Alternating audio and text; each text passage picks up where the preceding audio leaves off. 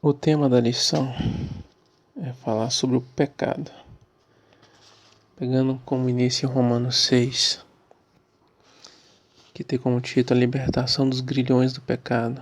A graça não nos deixe permanecer no pecado, antes nos livre do poder do pecado. Estarei discorrendo em Romanos capítulo 6, até o versículo 1 ao versículo 23, todo o capítulo 6. Que diremos, pois? Permaneceremos no pecado para que a graça seja mais abundante? De modo nenhum. Nós que estamos mortos para o pecado, como viveremos ainda nele? Ou não sabeis que todos quantos fomos batizados em Jesus Cristo, fomos batizados na sua morte? De sorte que fomos sepultados com ele pelo batismo na morte, para que, como Cristo ressuscitou dos mortos pela glória do Pai, assim andemos nós também em novidade de vida. Porque, se fomos plantados juntamente com ele na semelhança da sua morte, também o seremos na da sua ressurreição. Então, quando aceitamos Jesus Cristo como Senhor nosso Salvador, a gente foi batizado em sua morte, e da mesma forma como ele foi ressuscitado diante dos mortos, a gente também seremos ressuscitados pelo poder que opera em Cristo Jesus.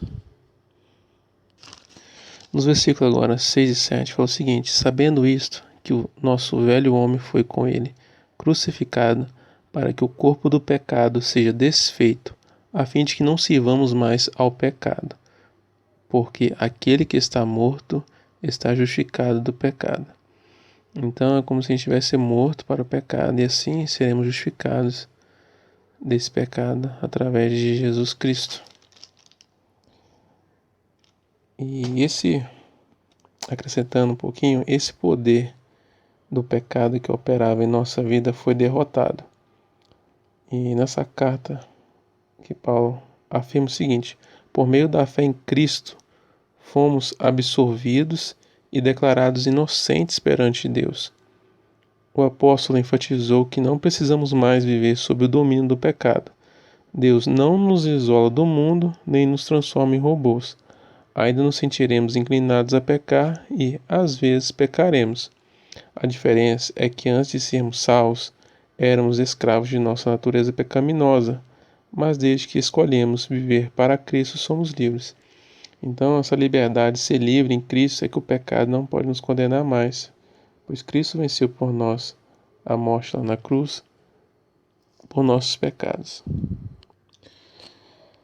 Em Lucas 9, no versículo 23, diz o seguinte: e dizia a todos: se alguém quer vir após mim, negue-se a si mesmo, e tome cada dia a sua cruz, e siga-me. Esse foi um versículo que Jesus disse, e para complementar, devemos negar o desejo egoísta de usar nosso tempo e dinheiro como nos apraz, e de escolher uma direção na vida sem levar em conta a vontade de Cristo. Seguir a Cristo nessa vida pode ser caro, mas no final a dor e o esforço serão amplamente recompensados. Então, sempre é um prazer estar servindo a Deus. A partir do momento que você entende o controle de Deus na nossa vida e a paz que Ele nos dá, essa dor que pode parecer, acaba sendo um prazer servir a Cristo, por amor deste nome todo-poderoso. Continuando no versículo 24 do capítulo de Lucas 9. Porque qualquer que quiser salvar a sua vida, perdê-la-á. Mas qualquer que, por amor de mim, perder a sua vida, a salvará. Porque o que aproveita ao homem granjear o mundo todo, perdendo-se ou prejudicando-se a si mesmo? E para acrescentar um pouquinho mais, nada no plano material pode compensar a perda da vida eterna. Então, tudo que a gente possa conquistar nesse mundo não vai compensar perder a vida eterna, porque a vida eterna é muito maior do que este mundo, nem se compara. E esse versículo aqui é bem claro. Se você quer ganhar a sua vida, perdê-la-á. Agora, se você perder a sua vida por amor a Cristo, você está sendo salvo por Cristo Jesus. Então existe um plano muito maior Talvez você está achando que está perdendo muita coisa nessa vida, mas a perca nesse mundo é tão pequena diante da glória que será revelada quando Jesus voltar e buscar a gente novamente. E para terminar no versículo 26. Porque qualquer que de mim e das minhas palavras se envergonhar, dele se envergonhará o Filho do Homem, quando vier na sua glória e na do Pai e dos santos anjos. Então, quando Jesus vir, se você durante a vivência aqui neste mundo negar a Cristo, envergonhar o nome de Cristo, se envergonhar em dizer que é cristão, que deixa de fazer certas coisas por amor a Deus, no dia da sua volta, ele também se envergonhará de ti e não te chamará como eleitos de filhos de Deus. E acrescentando um pouco mais, as pessoas estão dispostas a pagar um alto preço por algo que estimam. E surpreendente que Jesus exija a mesma disposição dos seus seguidores. Há pelo menos 3 condições que devem ser atendidas pelas pessoas que querem seguir Jesus. Devemos estar dispostos a negar a nós mesmos, a tomar a nossa cruz e a segui-lo, que é seguir Cristo. Se fizermos menos do que isso, demonstramos que não há comprometimento sincero com Jesus, apenas superficial. Retornando em Romanos 6, capítulo 6, agora no versículo 8.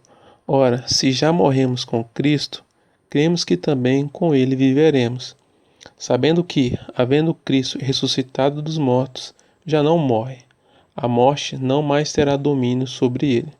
Pois, quanto a ter morrido, de uma vez morreu para o pecado, mas quanto a viver, vive para Deus.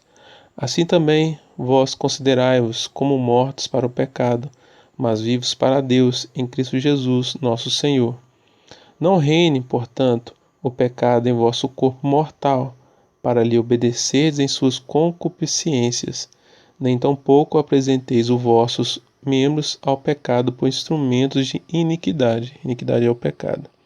Mas apresentai-vos a Deus como vivos dentre os mortos, e os vossos membros a Deus como instrumentos de justiça. Porque o pecado não terá domínio sobre vós, pois não estáis debaixo da lei, mas debaixo da graça. Pois que pecaremos porque não estamos debaixo da lei, mas debaixo da graça? De modo nenhum. Não sabeis vós que a quem vos apresentardes por servos para lhe obedecer, sois servos daquele a quem obedeceis, ou do pecado para a morte, ou da obediência para a justiça? Mas graças a Deus que, tendo sido servos do pecado, obedeceste de coração à forma de doutrina a que fostes entregues, e libertados do pecado, fostes feitos servos de justiça. Falo como homem, pela fraqueza da vossa carne, pois que, assim como apresentastes os vossos membros para servir à imundícia e a maldade para a maldade, assim apresentai agora os vossos membros para servirem à justiça para a santificação. Porque quando eres servos do pecado, estáveis livres de justiça. E que fruto tinhais então das coisas de que agora vos envergonhais? Porque o fim delas é a morte. Mas agora, libertos do pecado e feitos servos de Deus, tendes o vosso fruto para a santificação, e por fim a vida eterna.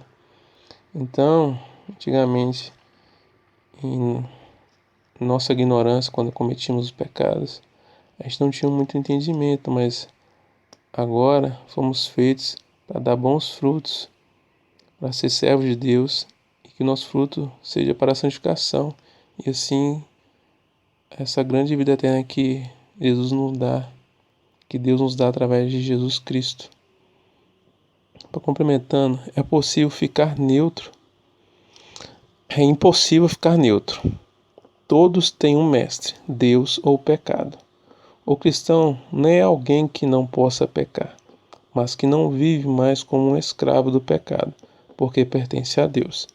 Então agora nossa consciência não é ficar preso ao pecado, porque o nosso mestre é Deus e não o pecado, porque quem serve o pecado acaba sendo filho do diabo, que o pecado originou pelo diabo. Para terminar esse capítulo, no versículo 23 fala o seguinte: porque o salário do pecado é a morte, mas o dom gratuito de Deus é a vida eterna.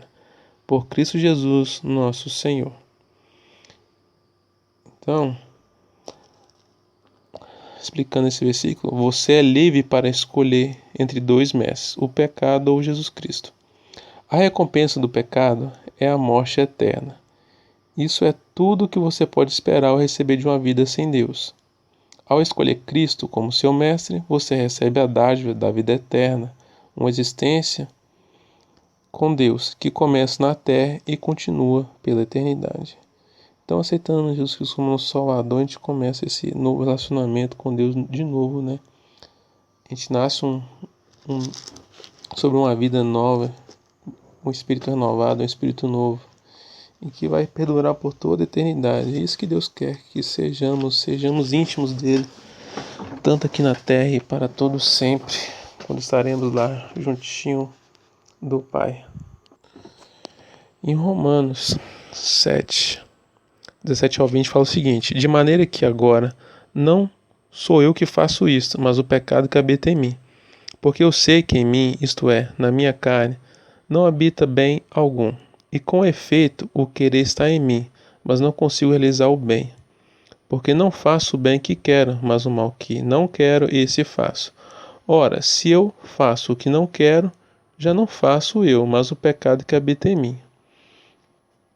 Explicando esses versículos lidos, agora já não sou eu que faço isto, mas o pecado que habita em mim.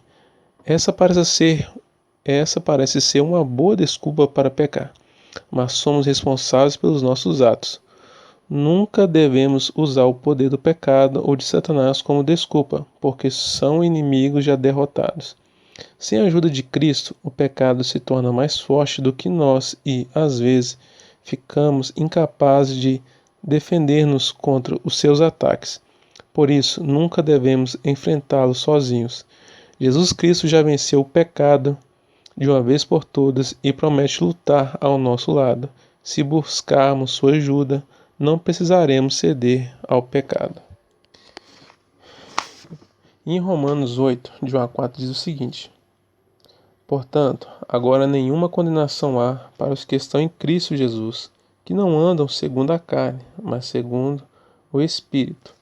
Porque a lei do Espírito de vida em Cristo Jesus me livrou da lei do pecado e da morte.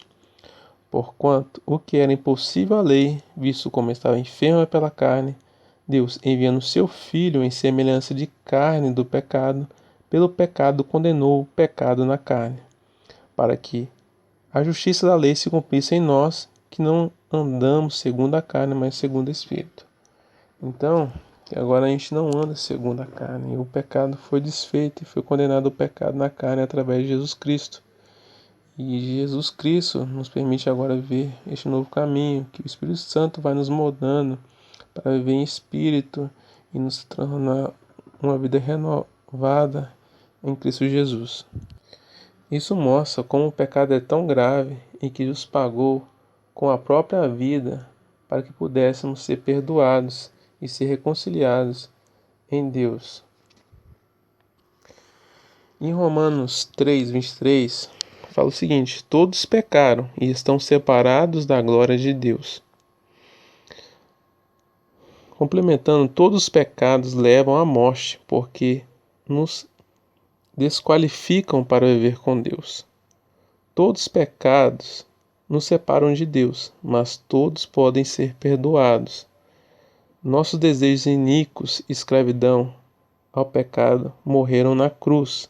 Agora gozamos da perfeita união com Deus. Então agora nós nos alegramos com essa perfeita união que temos com Deus novamente. Agora partindo lá em 1 João, capítulo 3, que estaremos correndo de versículo 1 a 9.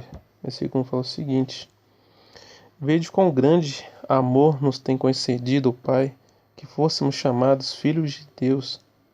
Por isso o mundo não nos conhece, porque não conhece a Ele. Amados, agora somos filhos de Deus, e ainda não é manifesto o que havemos de ser. Mas sabemos que, quando Ele se manifestar, seremos semelhantes a Ele, porque assim como o veremos. E qualquer que nele tem essa esperança, purifica-se a si mesmo, como também ele é puro. Qualquer que comete o pecado, também comete iniquidade, porque o pecado é iniquidade. Acrescentando esse ponto que a gente leu, um crente que comete um pecado, se arrepende e o confessa, encontra o perdão. Uma pessoa que continua a pecar, ao contrário, não se arrepende pelo que está fazendo. Desse modo, essa pessoa nunca confessa seus pecados a Deus e jamais recebe o perdão dele. Então é preciso confessar esse pecado que muito nos abala, para que a gente possa encontrar então essa esperança em Jesus Cristo que nos purifica. E no versículo 3 fala bem claro, né? Essa esperança que nos purifica a nós mesmos, porque também Jesus Cristo é puro.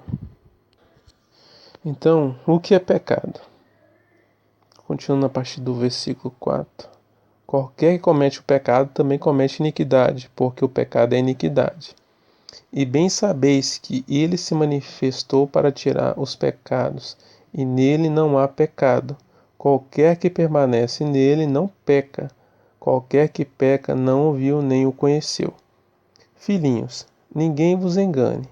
Quem pratica justiça é justo, assim como ele é justo. Quem comete o pecado é o diabo, porque o diabo peca desde o princípio. Para isso o Filho de Deus se manifestou, para desfazer as obras do diabo. Qualquer que é nascido de Deus não comete pecado, porque a sua semente permanece nele, e não pode pecar, porque é nascido de Deus. Então, esse versículo aí começa a falar um pouquinho bem pesado sobre o pecado. E quem tem o pecado como um prazer não pode ser considerado um filho de Deus. Acrescentando o que a gente leu, todos nós temos áreas onde a tentação é forte e hábitos que são difíceis de dominar. Essas fraquezas dão ocasião ao diabo. Então devemos lidar com as nossas áreas de vulnerabilidade. 3 passos são necessários para alcançar a vitória sobre o pecado prevalecente: buscar o poder do Espírito Santo e da Palavra de Deus, afastar-se de situações tentadoras e também buscar a ajuda do corpo de Cristo. A igreja está aberta à sua posição de o considerar responsável por seus próprios pecados e à sua disposição de orar a seu favor. Somos nascidos de Deus quando o Espírito Santo vive em nós e nos dá a nova vida que está em Jesus. O Espírito Santo nos dá uma nova mente e um novo coração. Vive em nós e começa a nos ajudar a nos tornarmos semelhante a Cristo. Nossas perspectivas também mudam, porque temos uma mente que é renovada diariamente pelo Espírito Santo. Então, se nós somos nascidos de Deus, o Espírito Santo começa a viver em nós, a partir do momento que aceitamos Jesus como Salvador. E ele muda a nossa perspectiva, muda a nossa mente, e ela é renovada a todo instante por Jesus Cristo.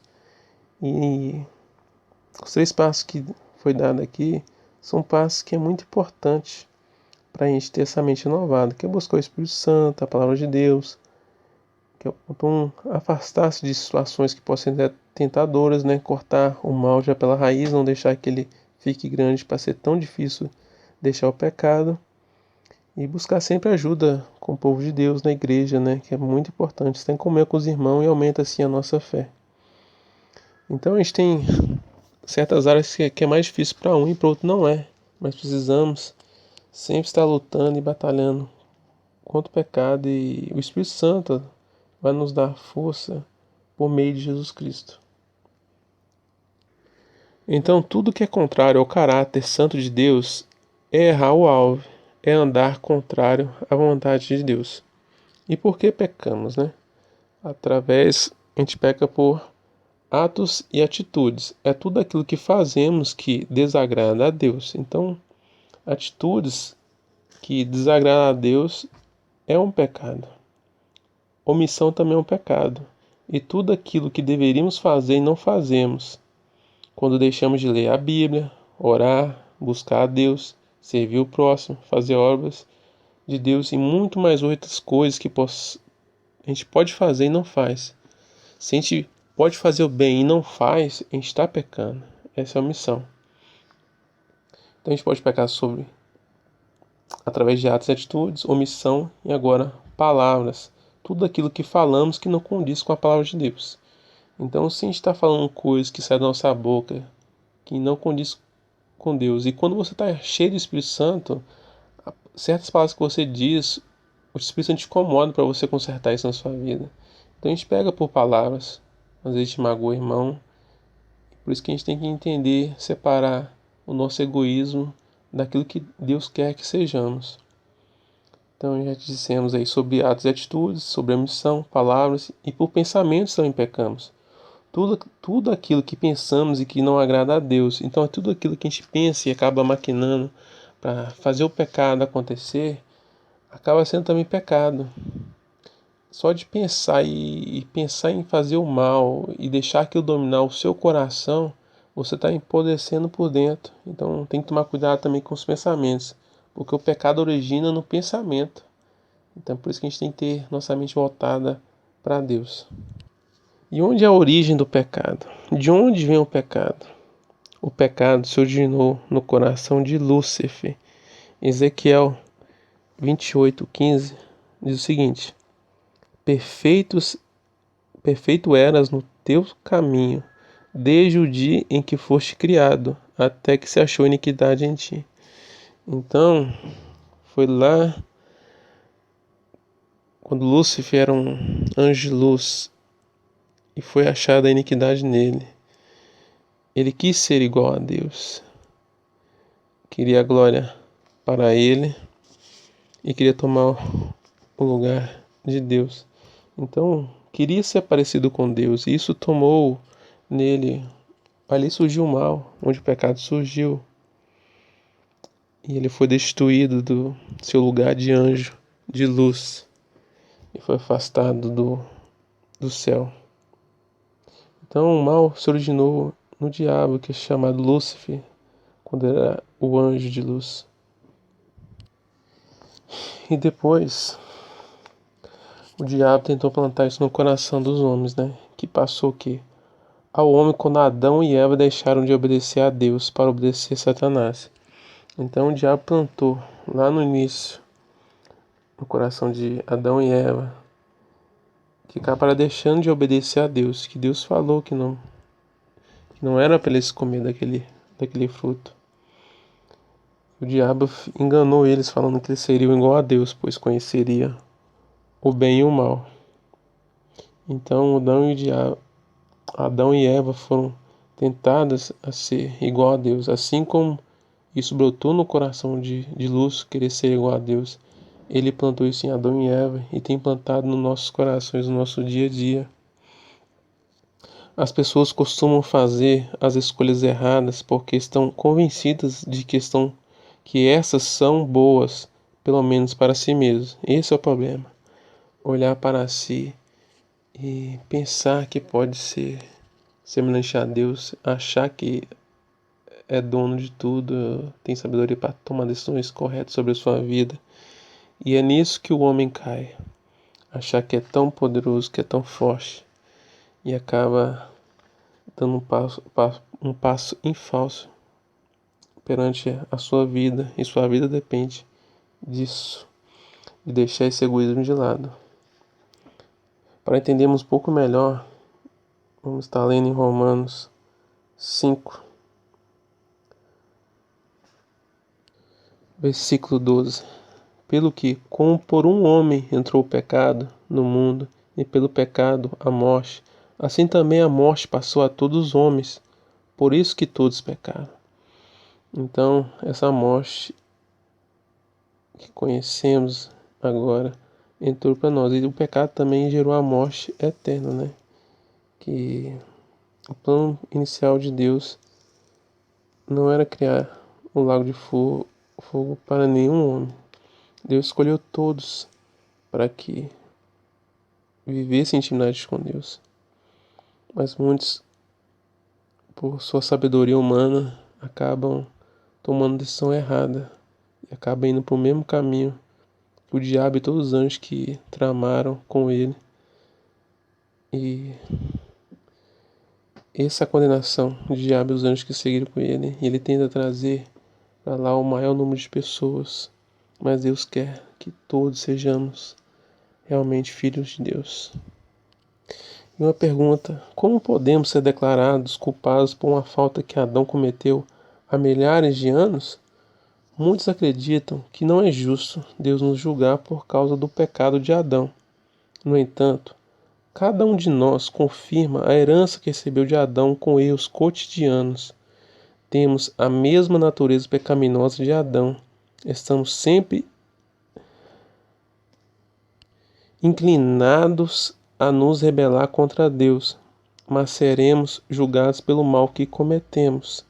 Como pecadores, não precisamos de justiça, e sim de misericórdia. Porque se Deus fosse justo, ele faria a mesma coisa que foi feito com Lúcio, né? Lúcio não teve segunda chance. E a gente tem, enquanto a gente tiver vida, a gente tem chance de reconciliar com Deus através de Jesus Cristo. Que possamos tomar posse disso em nossas vidas e ser grato por isso. Ainda no capítulo 5 de Romanos, no versículo 17 ao 19, fala o seguinte: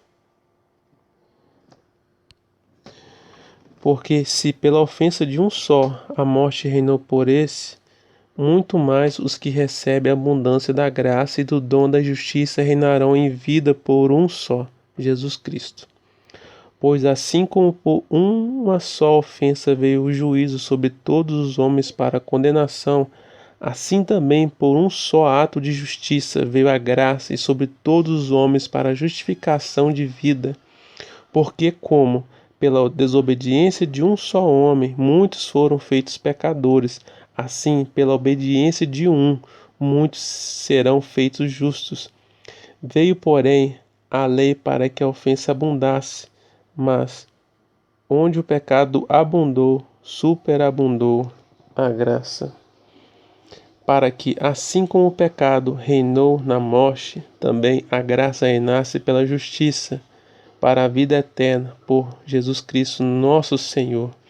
Então, primeiro vem a misericórdia. Que bom que Deus é misericordioso. E Ele enviou Jesus Cristo. E por meio de Jesus Cristo, Jesus agora pode fazer justiça perante nós, porque Jesus pagou essa condenação que era nossa. Ele nos purificou, nos libertou, nos salvou. Então hoje a gente tem um acesso direto a Deus. Basta a gente orar em casa, buscar a Deus, que Ele fará conosco, estará nos cuidando nos mínimos detalhes. E para complementar esses versículos lidos, Cristo nos oferece a oportunidade de nascer novamente em sua família espiritual, o que nos garante a misericórdia, o perdão e a vida eterna. Se não aceitamos a Cristo, receberemos a morte, herança de Adão. Mas se buscarmos a Deus pela fé, receberemos a vida por intermédio de Cristo. A qual família você pertence? Que possamos então nos identificar com essa família de Jesus Cristo e não do pecado, do homem pecaminoso que surgiu a partir de Adão. Então, o princípio fundamental do pecado é o egoísmo, busca de interesses próprios. O diabo apelou para tudo que podia despertar o egoísmo de Adão e Eva. E faz com a gente também. Eles quiseram ser iguais a Deus. Todo o pecado que cometemos é devido ao nosso egoísmo. Em Gênesis capítulo 3, versículos 5 e 6, vemos claramente o que aconteceu com a raça humana.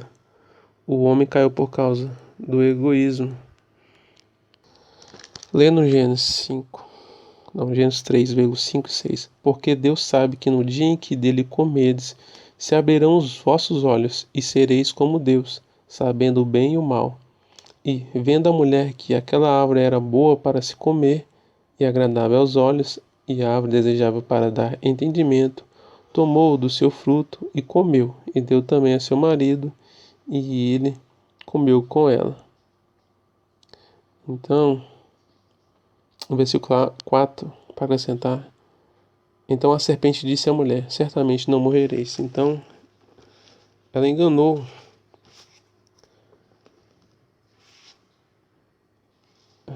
Eva naquele momento, e Adão também acabou comendo do fruto, né? E Satanás explorou e continua explorando o ser humano em várias áreas.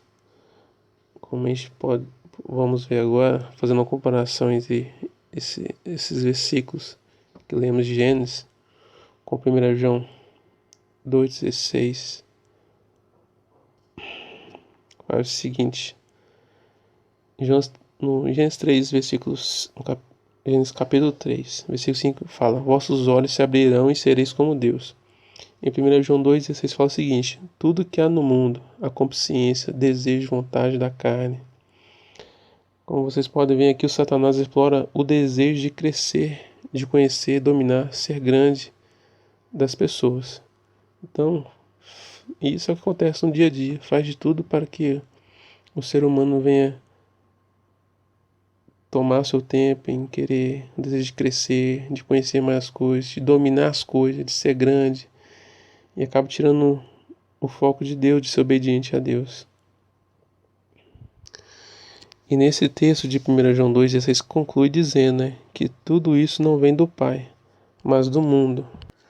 E para maior entendimento, o versículo 1 João 2,16 fala o seguinte, porque tudo que há no mundo, a concupiscência da carne, a concupiscência dos olhos e a soberba da vida, não é do Pai, mas do mundo. Então, o mundo que criou isso. Essa consciência, desejo da carne, de satisfazer a carne, de satisfazer o seu desejo próprio, de viver no mundo, de ter mais coisas do mundo, as coisas materiais, essa consciência dos olhos, que é o olho que nos faz querer ter mais coisas, comprar mais coisas, de cobiçar as coisas. Então, por isso que a gente tem que pedir para Deus nos dê olhos espirituais que vejam da forma que Deus quer que Ele quer que vejamos, Vejamos de acordo com a vontade de Deus.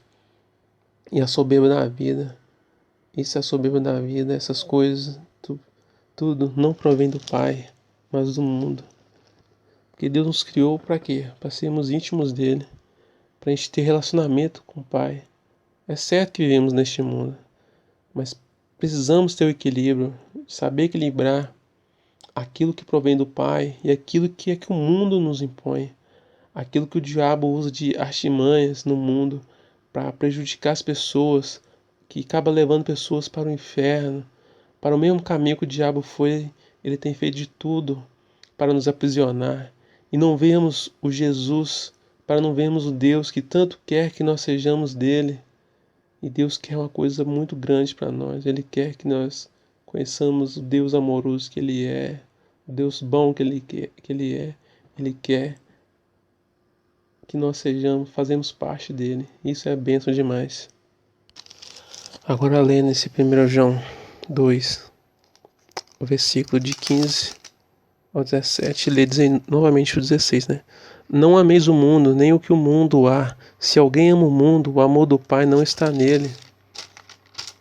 Porque tudo o que há no mundo, a consciência da carne, a consciência dos olhos, a soberba da vida, não é do Pai, mas do mundo.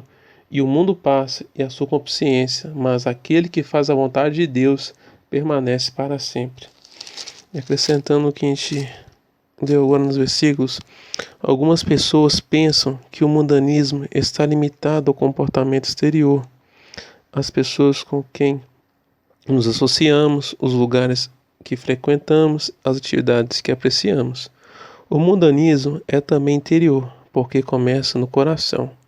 E é caracterizado por 3 atitudes: a cobiça pelo prazer físico, preocupação com a satisfação dos desejos físicos, e também pode ser a cobiça por tudo o que vemos, almejar e acumular coisas, curvando-se ao Deus do materialismo, e em terceiro, o orgulho por nossas posses, obsessão pela condição, posição ou por ser importante. Então, também por tentar ser importante, ser uma pessoa que gosta de glórias dos homens, né? Em contraste, Deus estima o autocontrole, um espírito de generosidade e o compromisso de servir com humildade. Quais são os valores mais importantes para você? Suas ações refletem os valores de Deus ou os valores do mundo? Então pense bem e tente encontrar um equilíbrio diante disso e peça ao Espírito Santo para moldar isso e colocar discernimento de espírito em sua vida. Quando o nosso apego às posses é forte, é difícil acreditar que aquilo que almejamos um dia perecerá, que vai acabar, né? Pode ser até mais difícil acreditar que a pessoa que faz a vontade de Deus viverá para sempre. Então a gente tem que tomar cuidado com o tamanho do nosso apego diante das coisas do mundo.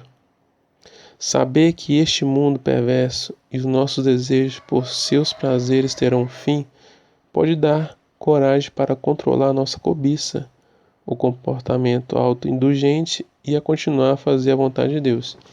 Então, quando a gente entendemos isso, conhecemos a verdade e cremos na verdade de Deus que está na Bíblia, a gente acaba conseguindo um equilíbrio maior através do Espírito Santo e a força que ele opera em nós.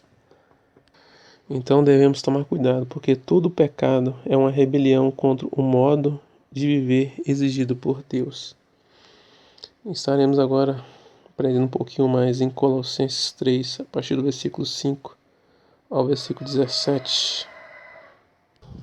Então vamos lá, Colossenses 3, versículo 5. Mortificai, pois, os vossos membros que estão sobre a terra, que é a prostituição, a impureza, o apetite desordenado, a vil concupiscência e avareza, que é idolatria, pelas quais coisas vem a ira de Deus sobre os filhos da desobediência. Entendendo melhor os versículos, quando for tentado a pecar, lembre-se de que um dia você estará diante de Deus. Então isso pode estar ajudando, né? Pensar, se Jesus estivesse aqui, o que ele faria? Lembrar sempre que Deus vê tudo e a gente faz por ele. E a gente tem que pensar que quando a gente comete pecado, a gente está perdendo essa presença maravilhosa que é ter Deus em nossos corações. No versículo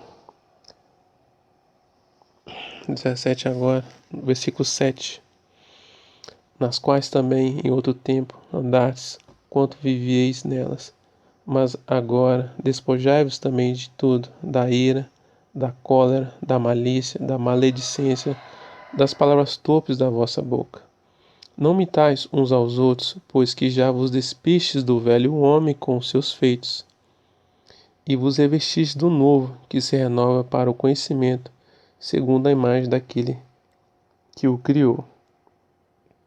Complementando o que foi lido nesses versículos, quanto mais conhecemos a Cristo e a sua obra, mais estamos sendo mudados para que ser como Ele. Como esse processo dura toda a vida, nunca devemos parar de aprender e de obedecer. Então esse é um processo que perdura por toda essa vida e por enquanto temos um corpo imperfeito, que está em parte. Mas ainda virá Jesus Cristo, que nos dará um novo corpo e aquilo que é imperfeito se tornar perfeito, pois teremos um corpo que não vai sofrer de dor, de angústia, de problemas, pois as coisas velhas se passaram e eis que uma coisa nova, muito grande, está pronta e preparada para nós, que servimos Deus de todo o nosso coração. E no versículo 12 fala o seguinte: revesti-vos, pois, como eleitos de Deus, santos e amados, de entranhas de misericórdia, de benignidade, humildade, mansidão e longanimidade. Isso são os eleitos de Deus e são atributos de Deus. E da mesma forma que os atributos de Deus Ele tem, a gente se torna semelhante a Ele, porque a gente, através do Espírito Santo, a gente vai se tornar parecido com Cristo. E Cristo é o Pai. Quem vê Cristo vê Deus. Então esses atributos que tudo serão aperfeiçoados em nós. Ser santos, amados, e ter entranhas dentro de nós de misericórdia, ser benigno, de ser bom, ser humilde e ter mansidão. E ser longânimo em todas as áreas que é necessário, né, para a gente tomar decisões em nossa vida, suportando, né, os irmãos, ao próximo. E no versículo 15 ao 17, fala o seguinte: E a paz de Deus, para a qual também foste chamados em um corpo, domine em vossos corações, e sede agradecidos. A palavra de Cristo habite em vós abundantemente, em toda a sabedoria, ensinando-vos e admoestando-vos uns aos outros, com salmos, hinos e cânticos espirituais, cantando ao Senhor com graça em vosso coração. Então, buscar a Deus sempre aí com sabedoria. Da mesma forma que a gente está aprendendo, vamos passar para outras pessoas, sendo grato a Deus, buscar o Senhor de coração alegre. E essa paz vai dominar em nossos corações e que possamos ser agradecidos a Deus, né, em todo momento. E acrescentando esse versículo que a gente leu, a frase: o quanto fizerdes por palavra ou por obras, fazei tudo em nome do Senhor Jesus Cristo. Significa honrar Cristo em todos os aspectos e atividades da vida cotidiana. Como um cristão, você representa Cristo em todos os momentos. Aonde quer que você vá e no que quer que você diga. Então, que mudanças você faria em sua vida a fim de honrar Cristo? Então, que tudo que a gente vem fazendo seja grato, seja fazendo as coisas para a glória de Deus e que possamos fazer mudança em nossa vida para que honremos a Cristo. E no versículo 17 que eu acabei esquecendo de ler, que fala o seguinte: E quando fizerdes por palavras ou por obras, fazei tudo em nome do Senhor Jesus, dando por ele graças a Deus Pai. Então, se em alguma ocasião você for tentado a fazer algo errado, lembre-se que estará pecando contra Deus.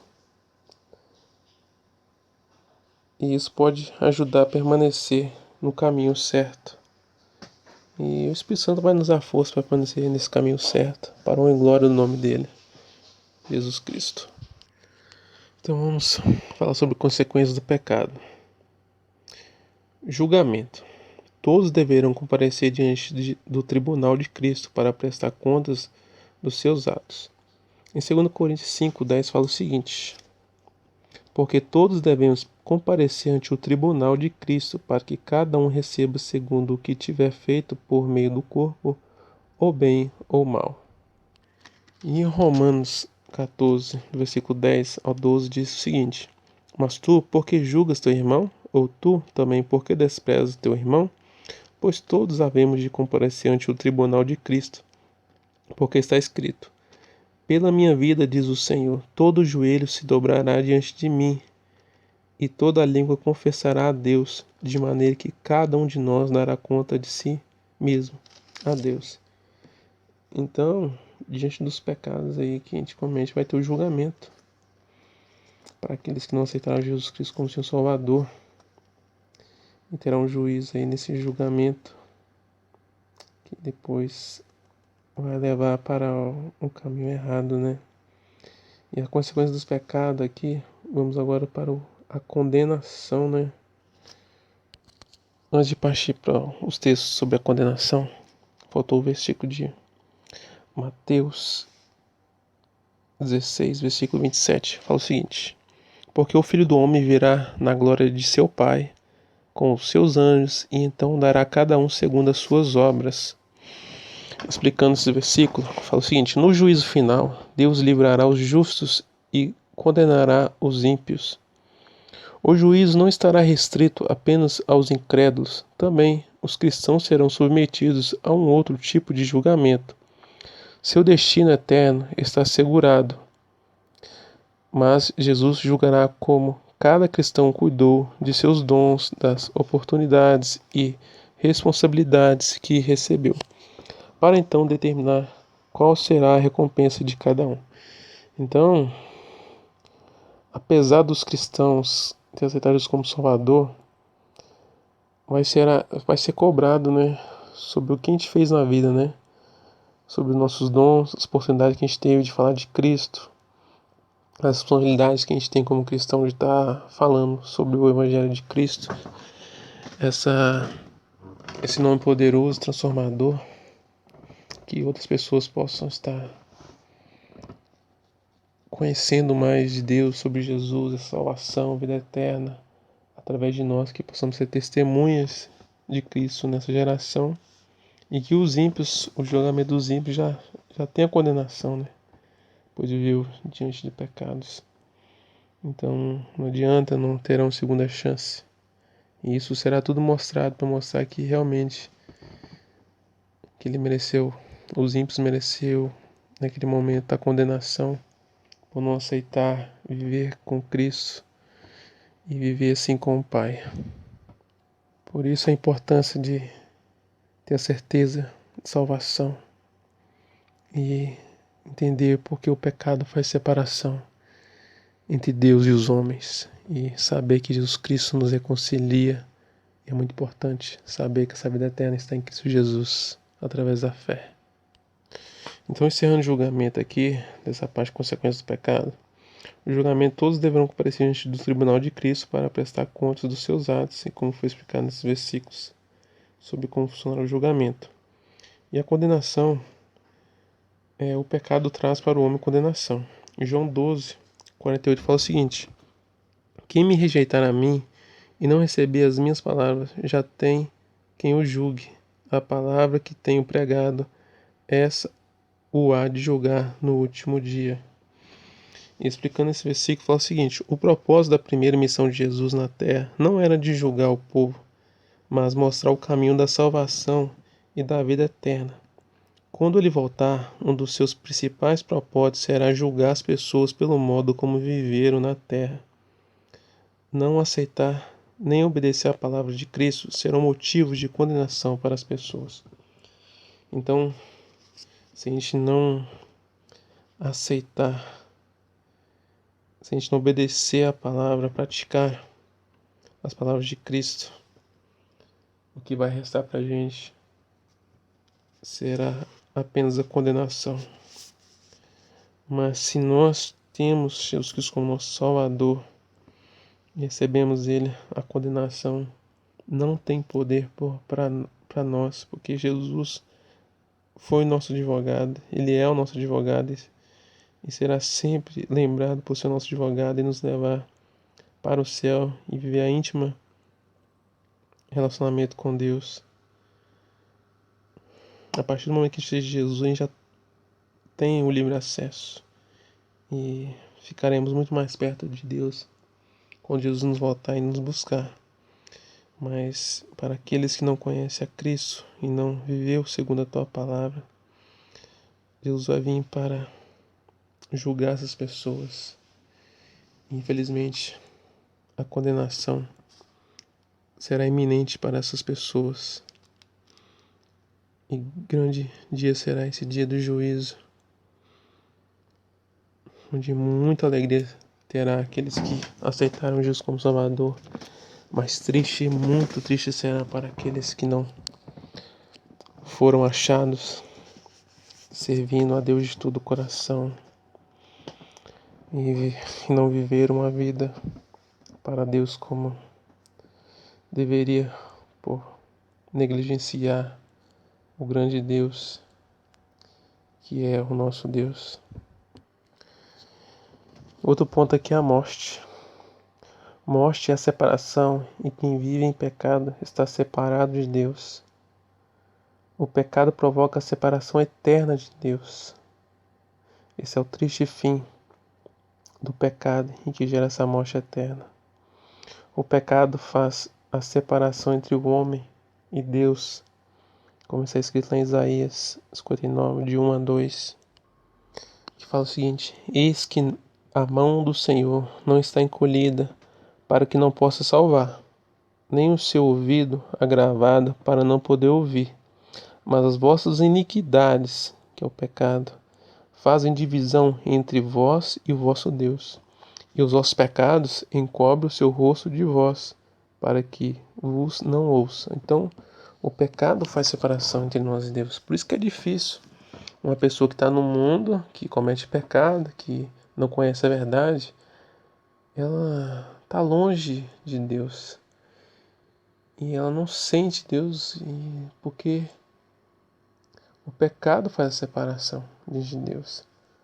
Por isso que é preciso que nós, como cristãos, venhamos também estar propagando este Deus para que a pessoa possa conhecer a verdade e conhecer que o pecado faz uma separação terrível entre o homem e Deus. E que mais pessoas venham entender isso para a glória de Deus.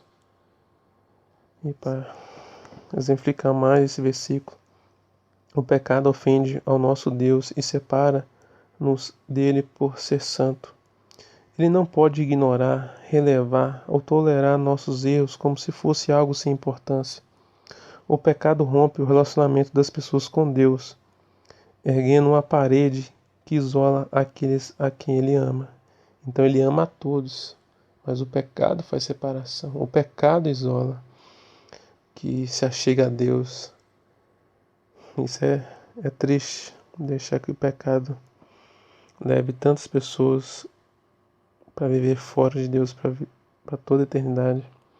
As pessoas que morrem levando consigo uma vida de pecados não perdoados ficam eternamente separadas do Criador.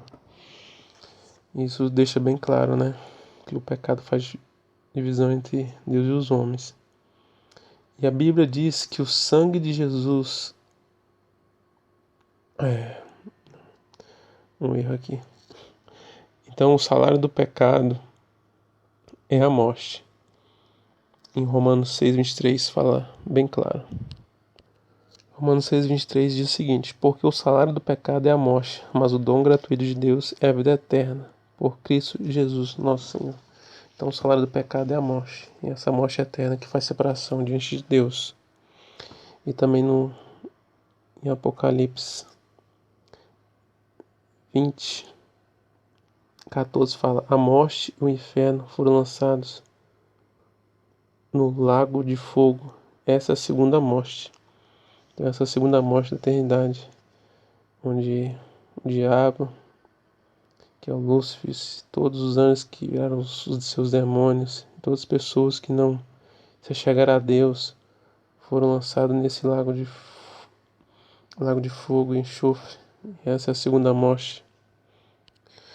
Eu quero ler essa passagem em Apocalipse 20 todinha, de 11 ao 15, que fala sobre o juízo final. E vi um grande trono branco, e o que estavam assentados sobre ele, e de cuja presença fugiu a terra e o céu, e não se achou lugar para eles. E vi os mortos, grandes e pequenos, que estavam diante do trono, e abriram-se os livros, e abriu-se outro livro, que é o da vida. E os mortos foram julgados pelas coisas que estavam escritas nos livros, segundo as suas obras. E deu o mar os mortos que nele havia, e a morte e o inferno deram os mortos que neles havia, e foram julgados cada um segundo as suas obras. E a morte e o inferno foram lançados no lago de fogo. Esta é a segunda morte. E aquele que não foi achado escrito no livro da vida foi lançado no lago de fogo. Exemplificando esses versículos lidos. No juízo final, os livros serão abertos. Eles representam o julgamento de Deus, e neles foram registrados os atos bons e maus praticados por todas as pessoas. Não somos salvos pelas nossas obras, mas essas serão consideradas como evidências do verdadeiro relacionamento de uma pessoa com Deus. O livro da vida contém os nomes daqueles que colocaram sua fé em Cristo para a salvação. Ainda mais, a morte e o inferno são lançados no lago de fogo. O juízo de Deus chega ao fim. O lago de fogo é o destino derradeiro de tudo aquilo que nos é pernicioso. Satanás, a besta, o falso profeta, os demônios, a morte, o inferno e todos aqueles cujos nomes não foram registrados no livro da vida, porque não colocaram sua fé em Jesus Cristo. Então este é o terrível lugar, destino daqueles que não colocaram sua fé em Jesus Cristo.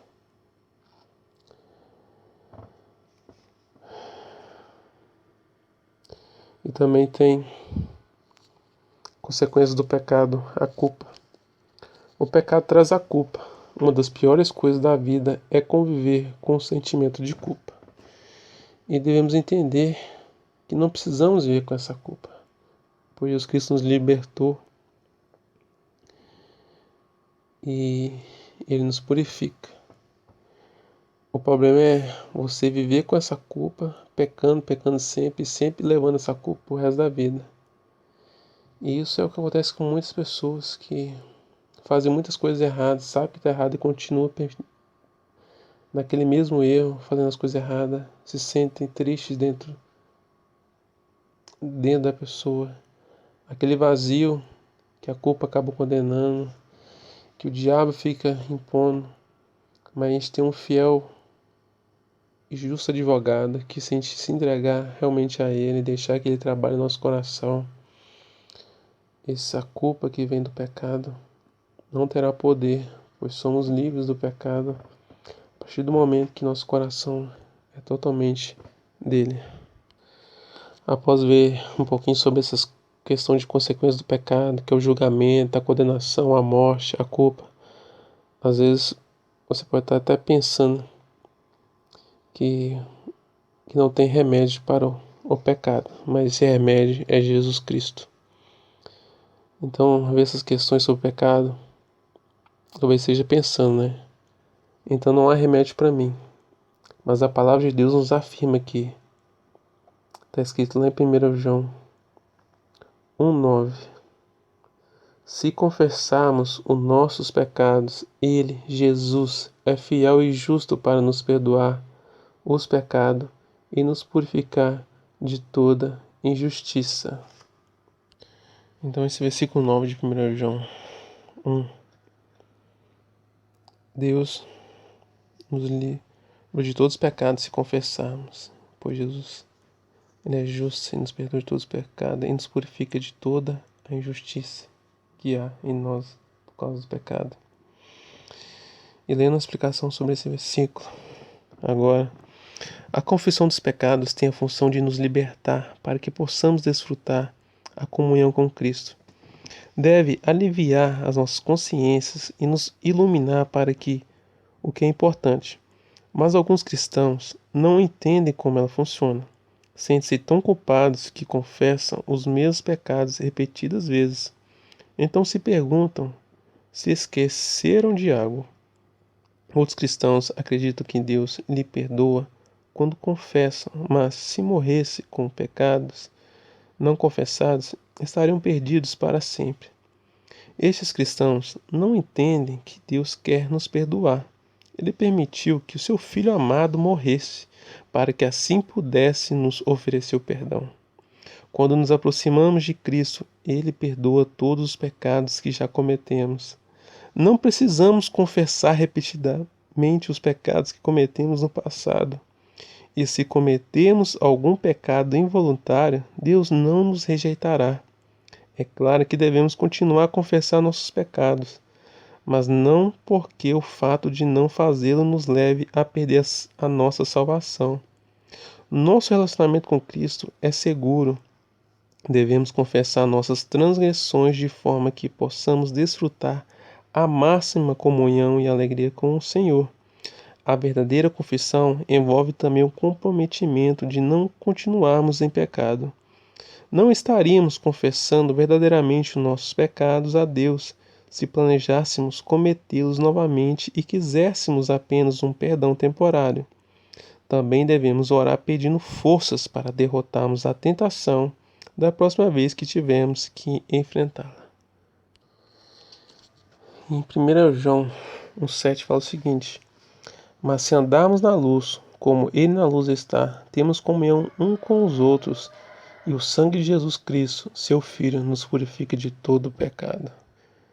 Então a Bíblia nos afirma que o sangue de Jesus nos purifica de todo pecado.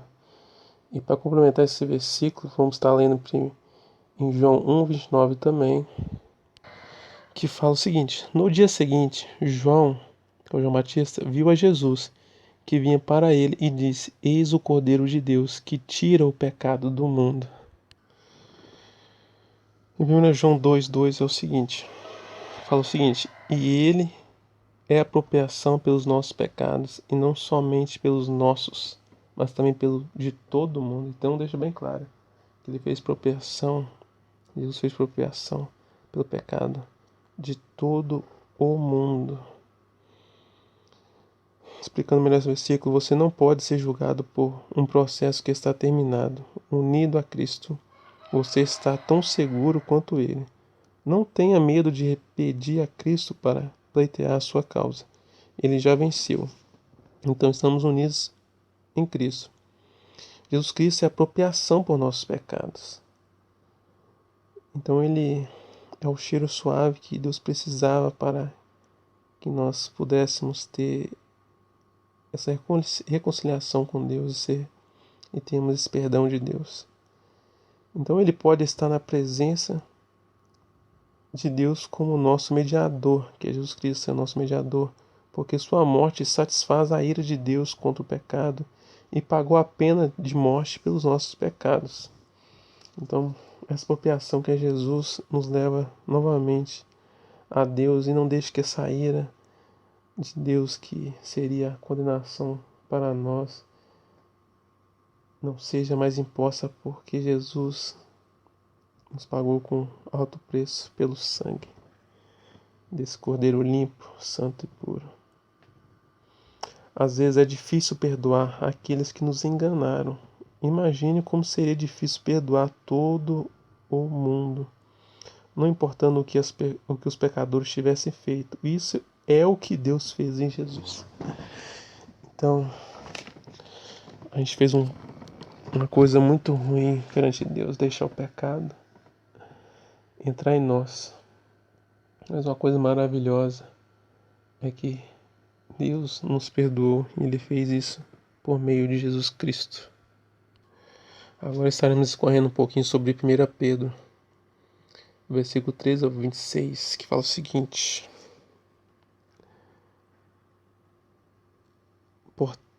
que é um título de exortação à santidade. Portanto, cingindo os lombos do vosso entendimento, sede sóbrios e esperai inteiramente na graça que se vos ofereceu na revelação de Jesus Cristo, como filhos obedientes, não vos conformando com as concupiscências que antes havia em vossa ignorância. Mas, como é santo aquele que vos chamou, sede vós também santos em toda a vossa maneira de viver. Porquanto escrito está: sede santos, porque eu sou santo. Então, como Jesus é santo, Ele chama a gente para ser santo, para a gente viver numa nova maneira e nessa formosura de ser santo. E o Espírito Santo vai moldar em nós essa santidade, e que a gente não possa viver mais nessa época de ignorância, que a gente não conhecia a verdade em Cristo Jesus. Para melhorar ainda mais esses versículos que foi lido, depois de confiar suas vidas a Cristo, às vezes as pessoas ainda sentem uma queda por seus antigos hábitos. Pedro diz que devemos ser como nosso Pai Celestial, santos em tudo o que fizermos. Santidade significa ser totalmente dedicado a Deus, separado para seu uso especial e afastado do pecado e de sua influência. Devemos ser separados e diferentes, não misturados com a multidão. Então, santidade significa ser separado para Deus. Não podemos nos tornar santos por nós mesmos, mas Deus nos dá o seu Espírito Santo para nos ajudar a obedecê-lo e para nos dar poder para vencer o pecado. Não use a desculpa de que você não pode evitar cair em pecado. Conte com o poder de Deus para livrá-lo do domínio do pecado. Continuando no versículo 17, é o seguinte: e se invocais por Pai aquele que, sem acepção de pessoas, julga segundo a obra de cada um, andai em temor durante o tempo da vossa peregrinação, que é a nossa vida aqui na terra, sabendo que não foi com coisas corruptíveis, como prata ou ouro, que fostes resgatado da vossa vã maneira de viver que, por tradição, recebeste dos vossos pais, mas com o precioso sangue de Cristo, como de um cordeiro imaculado e incontaminado, o qual, na verdade, em outro tempo foi conhecido, ainda antes da fundação do mundo, mas manifestado nestes últimos tempos por amor de vós. Então, por amor de nós mesmo, Deus, Ele quer nos amar, né? Entregou Jesus não é à toa. E antes da fundação do mundo, Ele já tinha preparado essa reconciliação.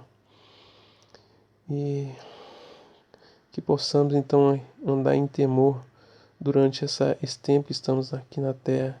E que nós não venhamos viver com coisas corruptíveis que o mundo possa nos dar.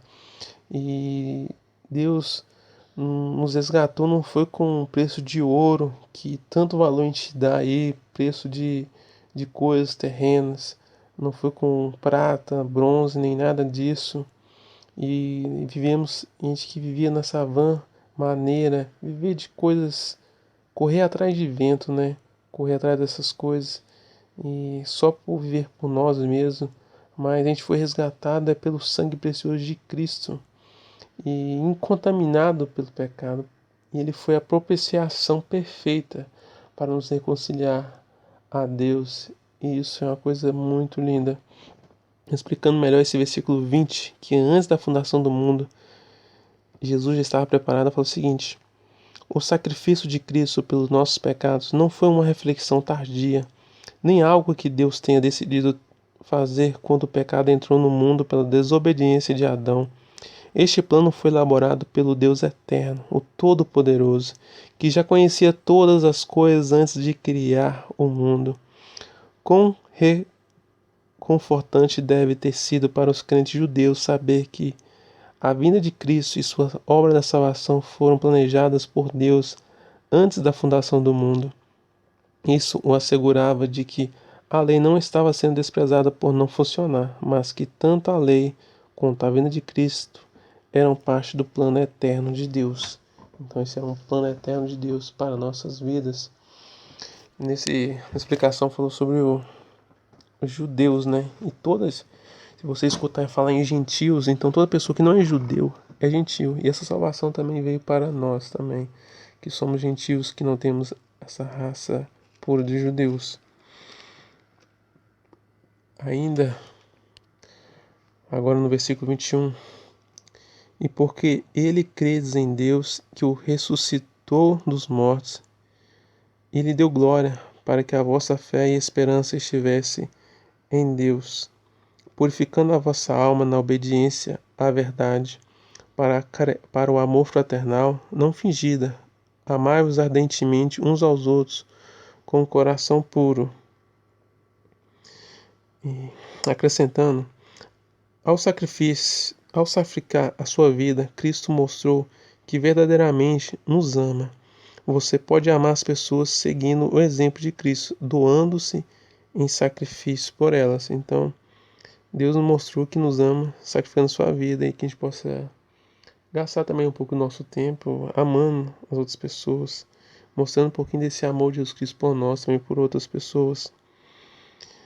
Citando Isaías 40, versículos 6 e 8, nessa carta Pedro lembra aos crentes que tudo nessa vida, as posses, as realizações, as pessoas, no final desvanecerá e desaparecerá. Somente a vontade, a palavra e a obra de Deus são permanentes, são para sempre. Devemos deixar de atentar para aquilo que é passageiro e focar nosso tempo, dinheiro, energia, tempo naquilo que é permanente. A palavra de Deus é a nossa vida eterna em Cristo. Então, aquilo que é eterno que a gente pode levar para a eternidade, porque as coisas vãs deste mundo, as consciências e coisas materiais deste mundo são tudo passageiro. Por isso que a gente tem que saber equilibrar muito bem isso, porque ainda estamos neste mundo. Mas também temos que começar a pensar nas coisas do alto, né? E preparar nossa vida para aquele que nos criou e nos resgatou. Isso é coisa maravilhosa. E no versículo 23 ainda, sendo de novo gerados, não de semente corruptível, mas de incorruptível, pela palavra de Deus, viva e que permanece para sempre. Porque toda a carne é como erva, e toda a glória do homem como flor da erva. Secou-se a erva e caiu a sua flor. Então a gente foi gerado por uma semente que é incorruptível.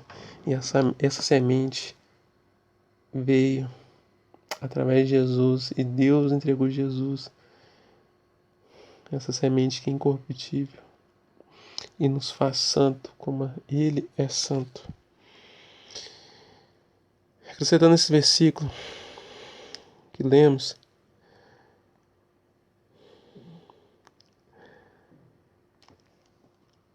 que foi explicado que essas coisas passarão, mas o amor de Deus é eterno. E no versículo 25, no último versículo do capítulo de 1 Pedro 1 fala: mas a palavra do Senhor permanece para sempre, e esta palavra que entre vós foi evangelizada.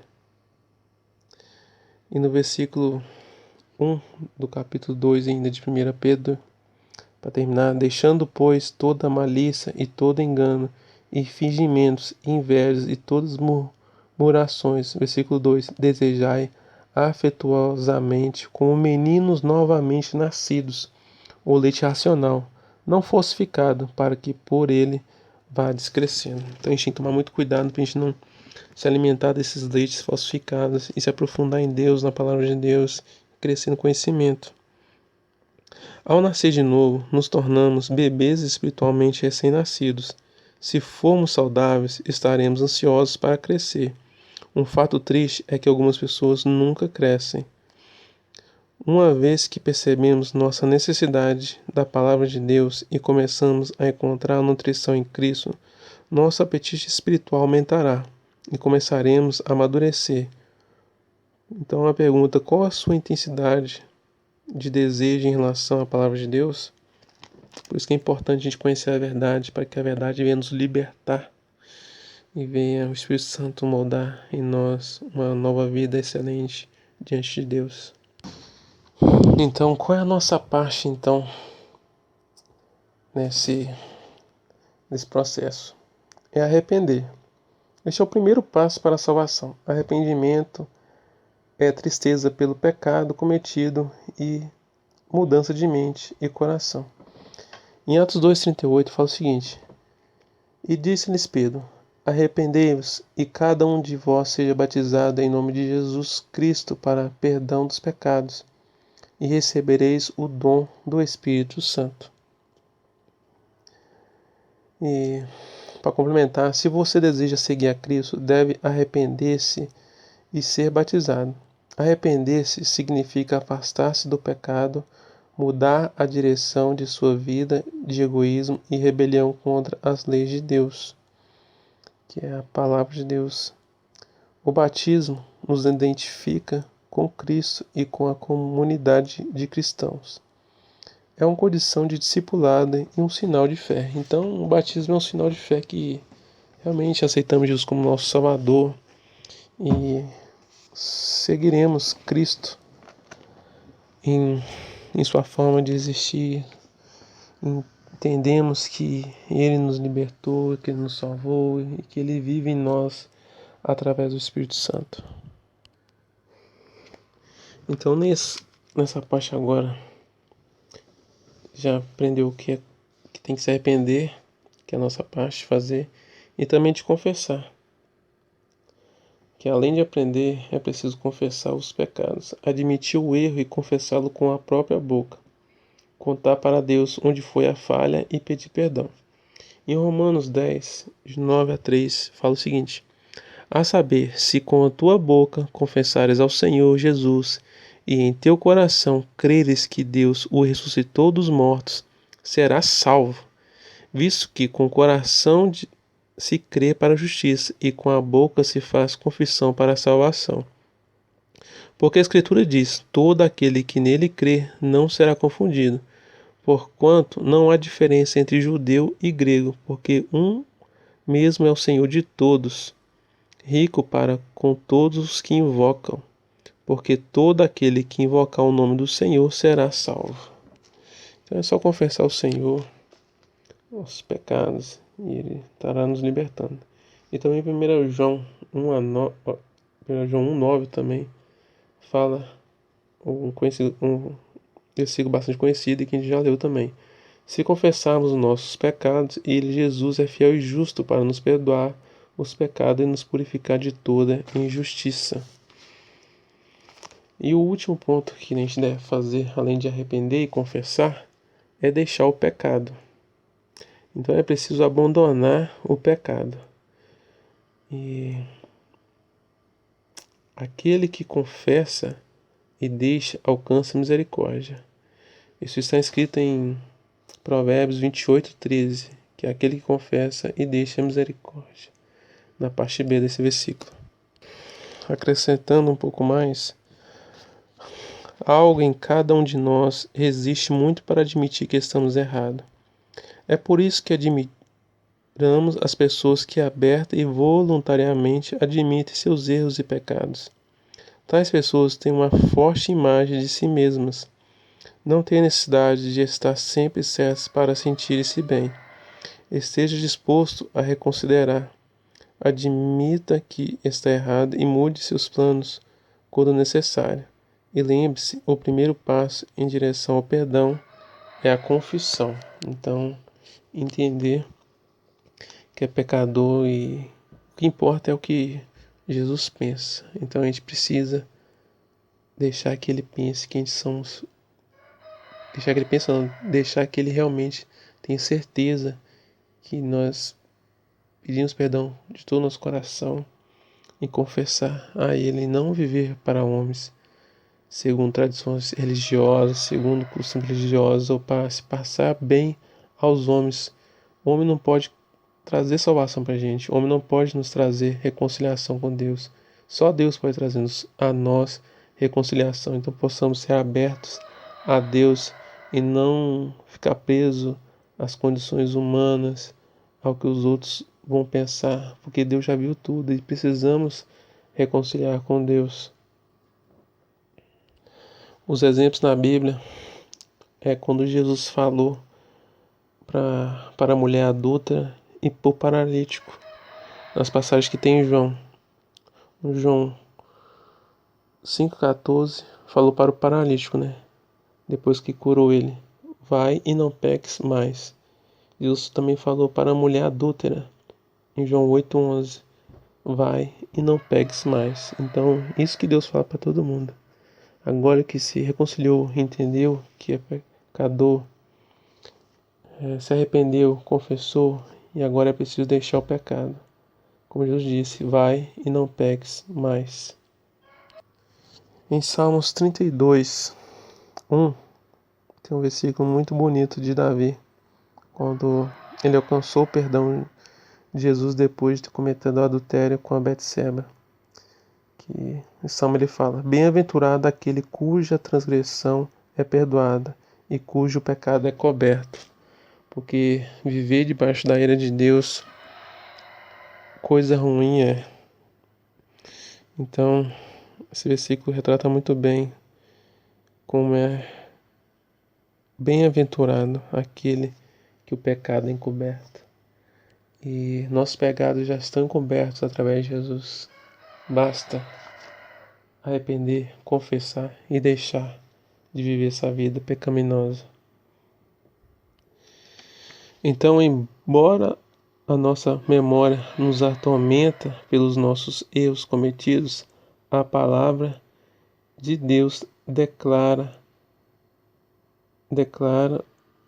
a palavra de Deus declara pecados reconhecidos e confessados são perdoados. Então, quanto mais considerarmos o mundo ao nosso redor de acordo com a perspectiva de Deus, maior será a nossa harmonia com Ele. E para concluir essa parte de deixar o pecado, em Gálatas 2:20 fala o seguinte: Já estou crucificado com Cristo, e vivo não mais eu, mas Cristo vive em mim, e a vida que agora vivo na carne, vivo-a na fé do Filho de Deus, o qual me amou e se entregou a si mesmo por mim. Então a vida que eu vivo, não vivo mais eu, mas Cristo vive em mim, pelo qual ele se entregou por mim. Acrescentando, de maneira nós fomos crucificados com Cristo?